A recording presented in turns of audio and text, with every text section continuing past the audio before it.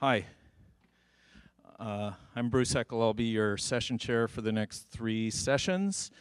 They wanted me to make an announcement about there's a 10-minute break between sessions, so you don't need to rush out before the session's done to try and get to the next place. It's not clear on the, what, you're shaking your head? Okay. Anyway, let's get started. Our first speaker is Noah Swartz.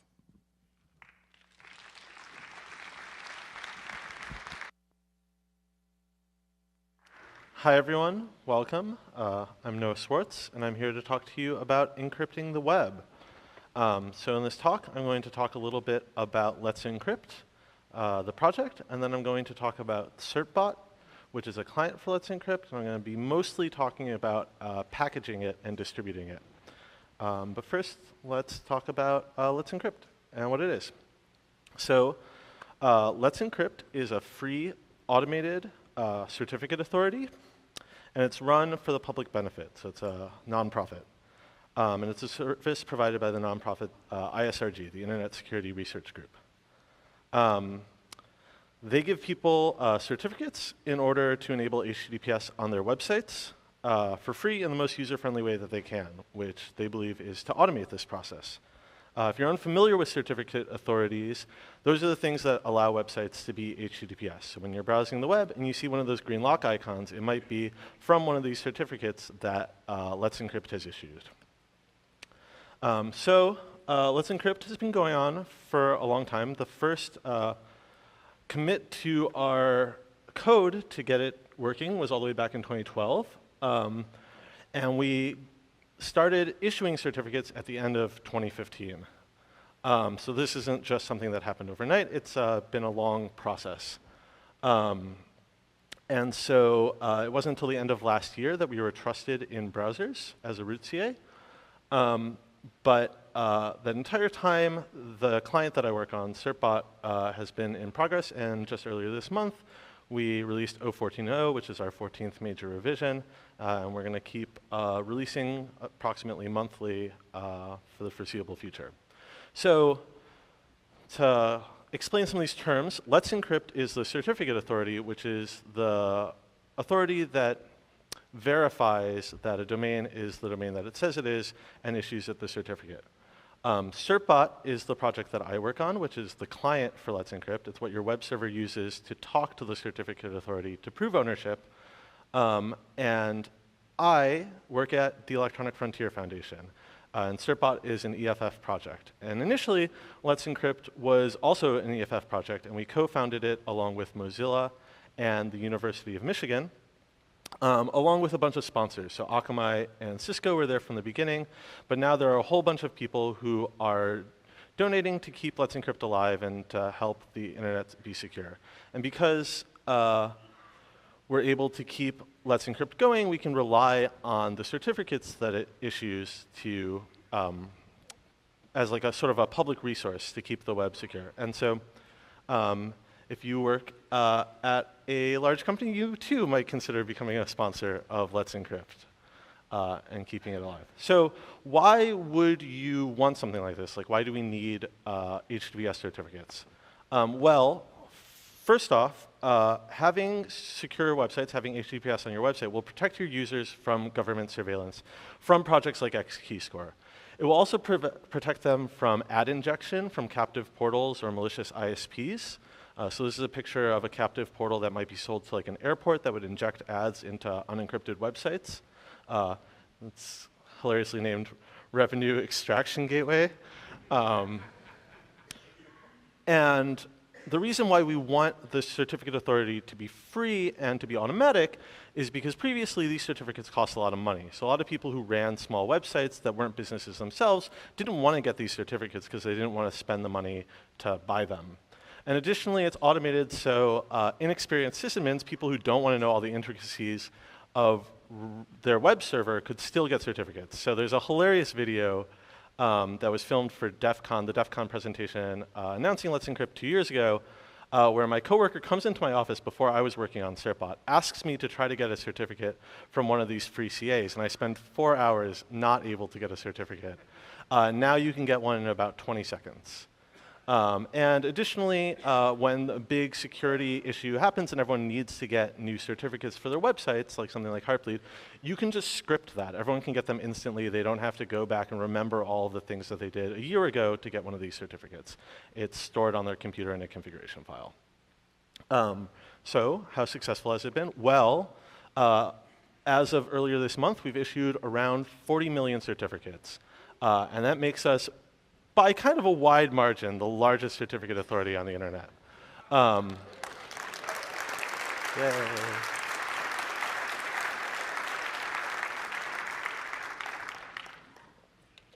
Because a lot of the websites that we issue certificates for are these smaller websites that are personally run, we're not necessarily responsible for a lot of the traffic on the internet being encrypted, but we are responsible for just a sheer number of websites being encrypted.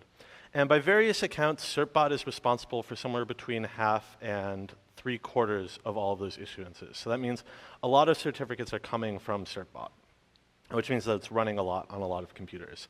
To give you a sense of how many computers those are, this is the graph of OSs that we support and how much they're used. And so you can see, like, there are some well-known operating systems up in that top quarter, Ubuntu, Debian, CentOS, but that long tail is super, super long, and we have to support all of these OSs. So that's not even a complete list. That's one of 3 pages of lists of operating systems that we run on.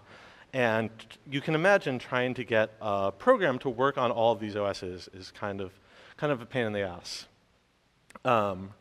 Additionally, we wanted to make it automated for people, so we support automatic configuration with Apache and Nginx, and the reason why we did that is because together they serve about 2/3 of all websites on the internet, with Apache serving still almost half of the sites on the internet.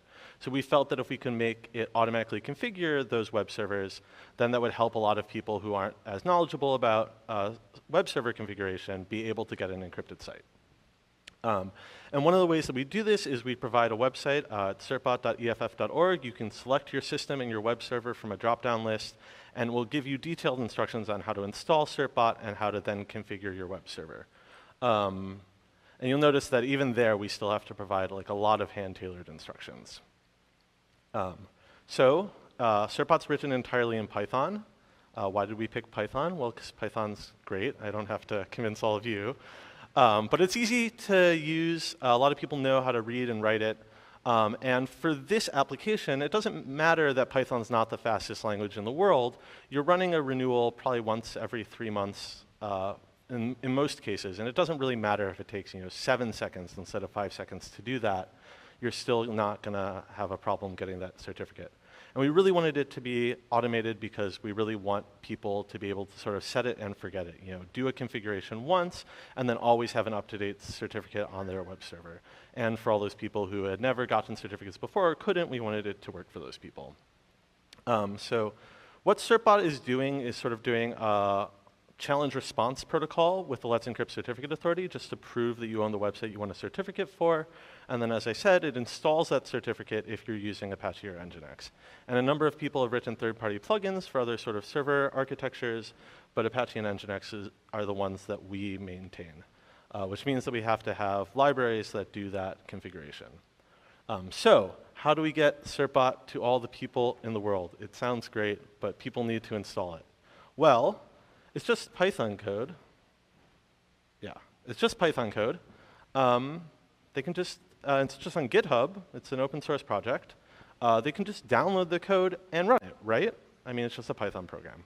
Well, almost, except that we have a lot of Python dependencies because we have to do all of these fancy things to get people certificates. So if someone downloaded our code from GitHub, they would have to install all of these libraries on all of the right versions to be able to run that code. Well, you might think, that's not such a big deal. We have pip. It's a package manager. It will figure this out for you. You write a big, detailed requires.txt. It'll download all these dependencies for people, and then they're fine. Almost, except that because of some of the things that we're doing, those Python libraries on this list rely on operating system level dependencies. So for any of so for a number of these to build, they have to have the right versions of these dependencies to be able to work. And so if the user doesn't have these operating system level dependencies, then they can't build those Python libraries, and then they can't use certbot. So we came up with a solution for this. It's called certbot auto. It's a bash script which does all those steps, and it's bundled all into one script. When we came up with it, yes, we could have tried to package it for various operating systems, but we just didn't feel like we could maintain that. So we thought that this would be a good stand-in. We'll write a script. It'll try to download all those operating system dependencies. Then it will build you a virtual environment, download all those Python libraries, and then try to build and run certbot with the commands that you specify. And this works pretty well. It's definitely helped us a lot. It's gotten certbot installed on many of those operating systems that I mentioned, but it's not perfect. So it's kind of hacky. You have to do all of this special case if-else for all of these different operating systems to try to get a working version of all of these dependencies, all of proper things. So here, you can't really read it, but it's just like, try this, try this, try this. And at the end, it errors out and says, like, sorry, we tried everything, but we still can't get these operating system dependencies for you. So it's kind of hacky. And understandably, people are kind of scared about running a script that installs things on their computer, because you don't know what kind of scary hacker wrote that code. And I mean, I wouldn't want certbot to destroy my website. So I think people are reasonably afraid. But we spent a lot of time trying to make sure that we verify all of the things that we're installing. So not only do we verify the hash of that certbot auto script, but we also verify the hashes of all of those Python libraries. For a long time, this wasn't something that pip could do. It was, one of our contributors, Eric Rose, made this package called peep, which does hash checking for Python libraries. So thank you, Eric, for making that. Now it's bundled into pip, and so all of you can get that same benefit of being able to check the hashes of the Python library dependencies. But even though that's now in pip, we still have to support a lot of legacy systems. So we can't guarantee that everyone who is installing certbot has a version of pip that supports this hash checking. So Eric came in and saved the day again, and he made this project called pipstrap, which will make sure that the user gets to a version of pip that then supports hash checking to then get all of the verified libraries. On top of that, these, yeah, so dependency hell. These Python libraries depend on system libraries, which depend on system libraries, which then maybe are out of date. And so there's a lot of Python libraries, as I mentioned, that really rely on these OS level dependencies, and many of them really need to be the exact proper versions, otherwise they won't build. And if either of those versions shifts, the whole thing breaks, and then certbot stops working. And so we have to do a lot of tricky, fussy things to make sure that we have the right Python library version for the right OS level dependency. And it can be kind of hell. So you would think that those Python libraries could just ship a compiled version. Unfortunately, it doesn't work for everyone. So in this situation with Python cryptography, they can't just ship a built wheel of that Python package because they can't always guarantee that they'll find the right API bindings for that C code OS package. And even when you get that to work, you've compiled it and it works. If that OS package changes and it changes as the API, it breaks everything for you. And it turns out that that API changes pretty frequently, so that breakage happens a lot. In addition, pip itself is not perfect. So pip, you'll see this issue from 2013, which complains that pip doesn't do dependency resolution, and it is still open. Pip still does not do perfect dependency resolution. And then Eric has this comment from a different bug where you can have a lot of different things that specify the versions of your packages, and if they're read into pip in the wrong order, other packages that you rely on can overwrite your requirements. So you'll remember back up in that slide where I list all the Python libraries, we've specified the version number for all of those. But some of those will then specify some of those packages as dependencies, and if they specify a different version number, pip will just forget about our requirement, and then certbot won't work. So certbot auto has some problems. It works pretty well, but it's not perfect. For one thing, it relies on pip. And as I just said, pip doesn't have dependency resolution. And all of these different things can overwrite your dependency resolution. Additionally, using pip to get all these libraries and building them on people's systems requires that they build it on their systems, which takes a lot of time and a lot of memory. So people on small computers aren't able to do that necessarily. So people running Raspberry Pis or very small like virtual machines like DigitalOcean droplets don't have enough memory to build these dependencies and can't use Certbot Auto. It's hard to ship system-specific solutions for people. So if you want to do something that's not a system package and not a Python library, you don't have a good way to put that onto their computer. So for example, we wanted to ship specific config files for this thing that reads Apache configuration files. And we don't have like a good way to do that except to like write it into this script and then like hack it onto their system in the right place and like hope that we figured out the right place on their system. Whereas if someone like packaged it, they could build that into the system. And because you're updating this script, so Certbot Auto updates when it runs. It checks pip for the newest version of itself and updates itself. We're really inspired by projects like Chrome or Firefox that seem to magically know when they have a new version that you need to make.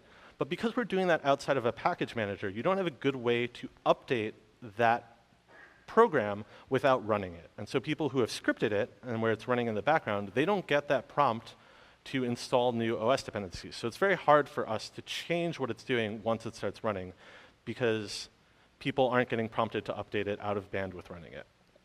And additionally, yeah, it needs to update itself. So we need to like move it around so it doesn't overwrite the script while it's running, which isn't so bad, but is kind of like an annoying hack. But as I just mentioned, we could package it. So our real pain points in this last slide are that we need to build all these things on people's systems. We have to make guesses about what works on their system. And everyone has a different system, and it's confusing. Well, luckily, all of these OSs that people run on have different package managers and maintainers who know a lot about those systems. So why don't we ask them to package this thing for us rather than relying on pip and this homebrewed script. And that works pretty well. So people who are very knowledgeable about these OSs get to fix all those problems for us. Those Python dependencies are built not on the people's systems, so we don't have to worry about their memory. We have real dependency resolution. It's great. And these maintainers can make those system-specific changes. So they can put these extra config files elsewhere on the system because package managers have a way to do that. And we don't have to necessarily rebuild every time we run or check to see if there's a new version because the package manager is going to tell us if there are updates. Additionally, we don't have to like mess around with this virtual environment because we'll have packaged libraries for that system. And we're not worried about, we'll know the version of these Python libraries or OS libraries on their system. We don't have to like hide it away in a virtual environment.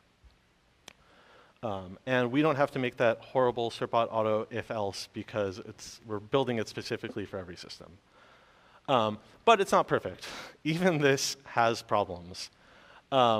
So because the distribution method is out of our hands, we can't guarantee that people have the most up-to-date version of Certbot. With Certbot Auto, we just push it to pip. All of the Certbot Auto things check to see if there's a new version in pip.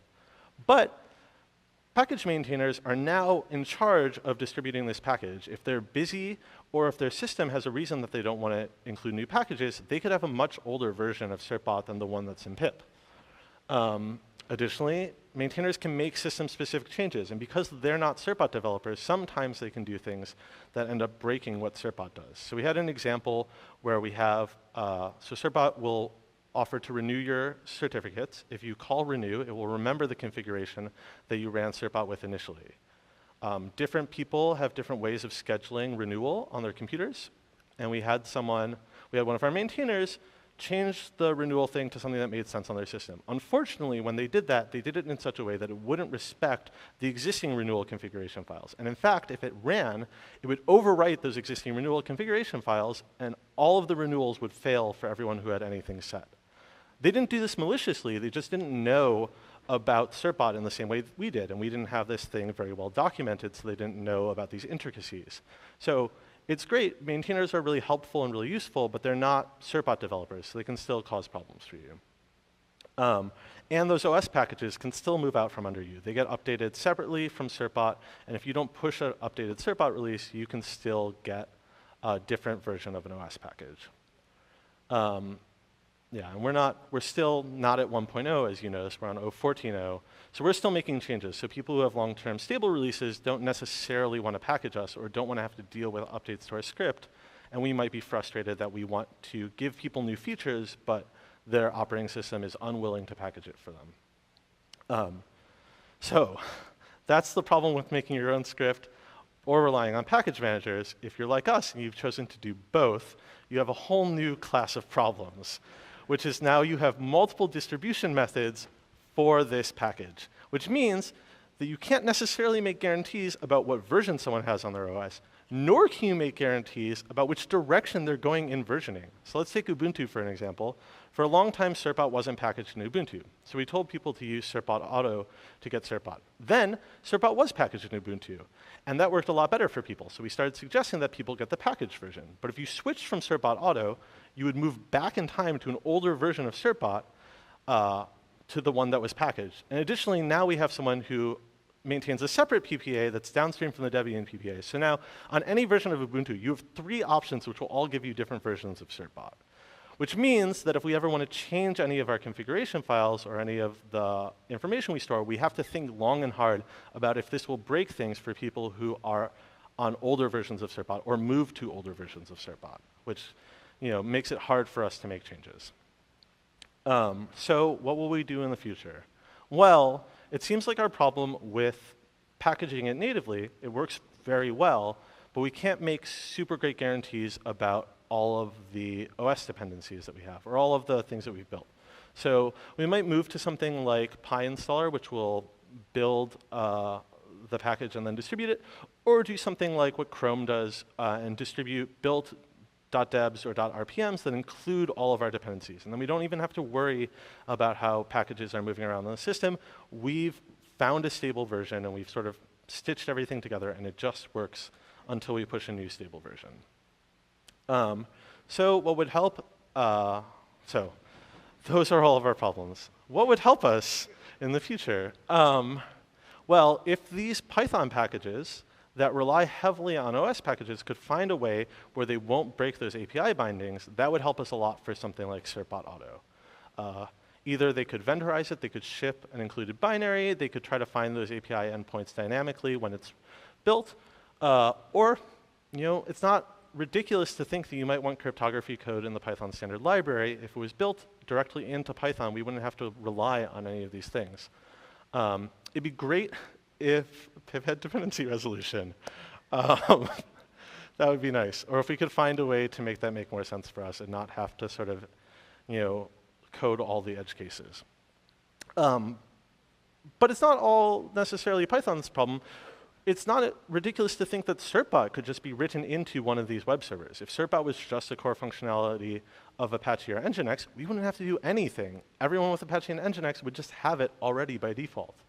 And if we had more package maintainers to help us figure out all of these OS-specific problems, that would be really helpful. I mean, we are already getting tons of help, and we're very appreciative, but we're a small group, and they're already volunteers. So the more hands make lighter work. So what have we learned? There should be some takeaways for this. If you're making a project that you're going to try to distribute in this way that a user runs, you should think long and hard about what Python libraries you want to rely on. Just because it works on your system doesn't mean it's going to work on everyone's system. They're going to have different dependencies and different package managers that get them different versions of those things. And you don't want to run into the problem which we had, where all of your OS dependencies are breaking all of your built Python libraries. Distributing Python is hard. Pip isn't a package manager like something that's built into an OS, and you can't rely on it as such. Additionally, you might just want to use one distribution method so you can make guarantees about what versions people have of your package. And so something we did early on in Certbot Auto is we didn't prompt the user before we installed OS dependencies. We just installed them on their system. Do not do this. That is horrible. People, understandably, got very mad at us because it broke their web servers. So if you're going to be installing things that corrupt or change a user's OS, you should be very responsible when you do that and ask for permission. You should sort of prioritize stability. You want your project to work and be in a state that works consistently for people, which is maybe saying package it as one of those .debs, or like get to a stable release so it can be bundled into stable operating systems. The other lesson is the maintainer community is really great. They've been super helpful throughout this whole thing. So big thanks to a lot of the people who have really helped with this. Eric Rose, who I mentioned a ton of times in this talk, has been invaluable. Brad Warren, who's my coworker at EFF, helped me prepare for this talk. But also we have a bunch of contributors for a bunch of those dependencies who will do bug fixes for us when things break. So thank you to all of them, and thank you to all of our package maintainers. There's a long list. They're all wonderful. And thank you to all of you for coming to this talk.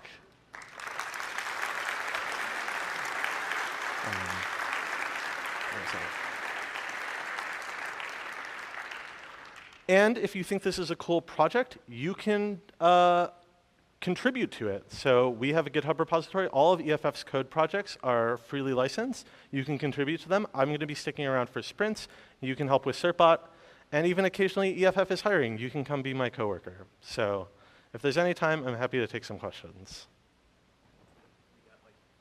We have like 3 minutes for questions. If you would 3 minutes for questions. If you would come to the microphones here, because this is being recorded and we want the... Hi. So I work for Continuum, so full disclosure there. I was just wondering if you considered Conda for your packaging and if that ever came up in your discussions. Conda, the package manager? No. Oh, OK. So that's but let's talk later. Great. Maybe you found the answer to all of our problems.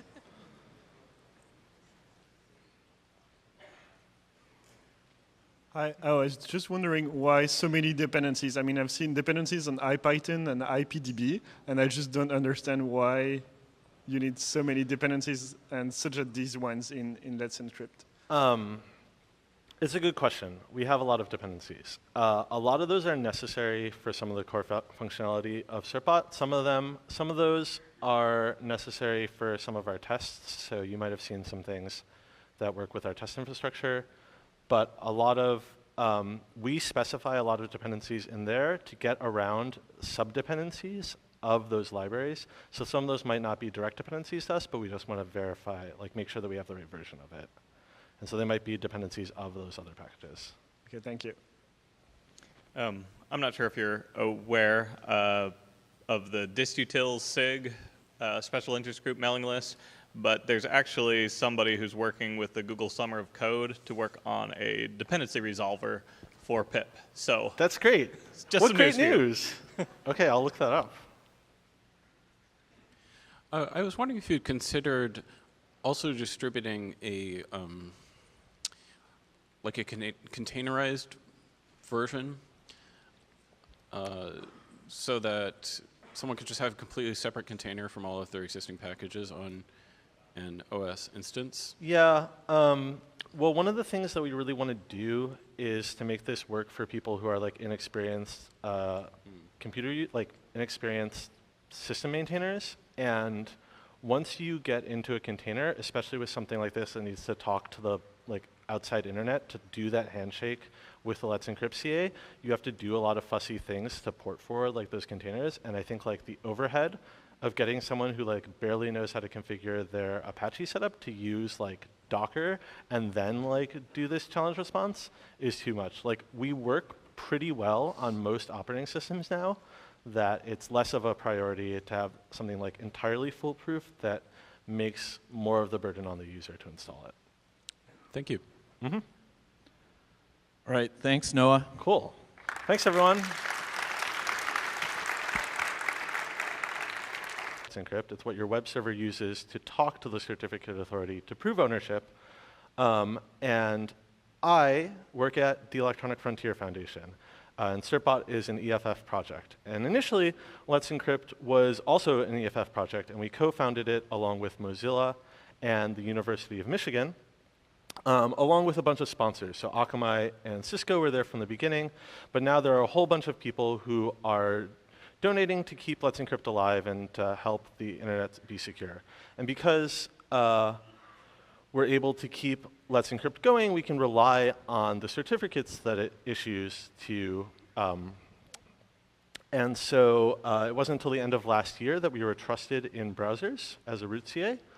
But that entire time, the client that I work on, Certbot, has been in progress, and just earlier this month, we released 0.14.0, which is our 14th major revision, and we're going to keep releasing approximately monthly for the foreseeable future. So to explain some of these terms, Let's Encrypt is the certificate authority, which is the authority that verifies that a domain is the domain that it says it is and issues it the certificate. Certbot is the project that I work on, which is the client for Let's for free in the most user-friendly way that they can, which they believe is to automate this process. If you're unfamiliar with certificate authorities, those are the things that allow websites to be HTTPS. So when you're browsing the web and you see one of those green lock icons, it might be from one of these certificates that Let's Encrypt has issued. Let's Encrypt has been going on for a long time. The first commit to our code to get it working was all the way back in 2012. And we started issuing certificates at the end of 2015. So this isn't just something that happened overnight. It's been a long process. To you about encrypting the web. So in this talk, I'm going to talk a little bit about Let's Encrypt, the project, and then I'm going to talk about Certbot, which is a client for Let's Encrypt, and I'm going to be mostly talking about packaging it and distributing it. But first, let's talk about Let's Encrypt and what it is. So Let's Encrypt is a free automated certificate authority, and it's run for the public benefit, so it's a nonprofit. And it's a service provided by the nonprofit ISRG, the Internet Security Research Group. They give people certificates in order to enable HTTPS on their website. Hi. I'm Bruce Eckel. I'll be your session chair for the next 3 sessions.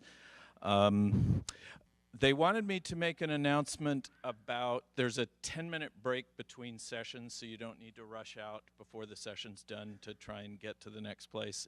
It's not clear on the, what, you're shaking your head? Okay. Anyway, let's get started. Our first speaker is Noah Swartz.